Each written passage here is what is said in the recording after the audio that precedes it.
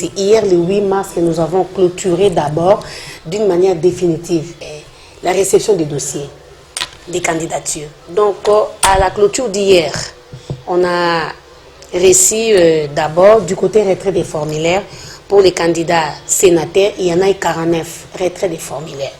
Et du côté gouverneur et vice-gouverneur, il y a eu au total 20 retraits des formulaires. Et aussi, il y a d'autres candidats qui ont retiré les formulaires dans notre site web de la CENI.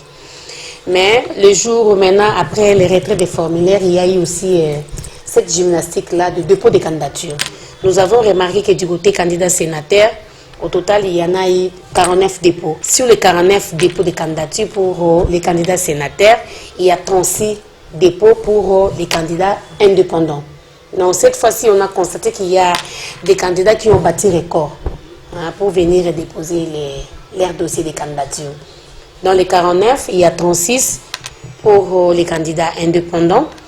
Et puis, il y a, dans les 49, toujours, il y a eu 4 dépôts de candidature du côté regroupement politique.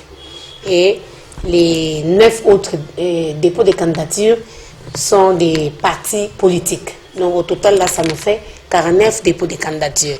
Et du côté candidat gouverneur et vice-gouverneur, c'est toujours la même chose. Donc, on a constaté qu'il y a la présence massive des candidats indépendants qui se sont présentés au bureau de réception et traitement des candidatures pour déposer leur dossier de candidature. Donc, sur les 9 dépôts de candidature pour les candidats gouverneurs et vice-gouverneurs, il y a 19. Ils sont ici des candidats indépendants. Donc, 19 candidats indépendants qui ont déposé leur dossier de candidature en bonne et due forme. Et il y a aussi un règlement politique qui a aussi déposé les dossiers de candidature. Donc là, au total, ça nous fait 20 dépôts. Quelqu'un peut déposer sa candidature dans le délai. Il peut aussi réfléchir pour dire, non, voilà, j'avais déposé ma candidature en tant que candidat gouverneur et vice-gouverneur. Je viens pendant cette période ici de 5 jours pour retirer ma candidature. Donc la loi autorise aussi que les gens viennent retirer leur candidature eux-mêmes. Et aussi la loi autorise à ce qu'il y ait substitution des candidatures. Donc on peut substituer un candidat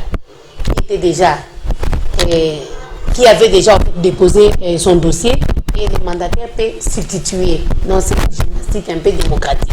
La loi autorise à ce qu'il y ait, juste après le dépôt des candidatures, cette période de 5 jours qui va permettre au regroupement politique, aux partis politiques, aux candidats indépendants de venir soit retirer, ils viennent retirer leur dossier de candidature ou encore substituer leur dossier de candidature.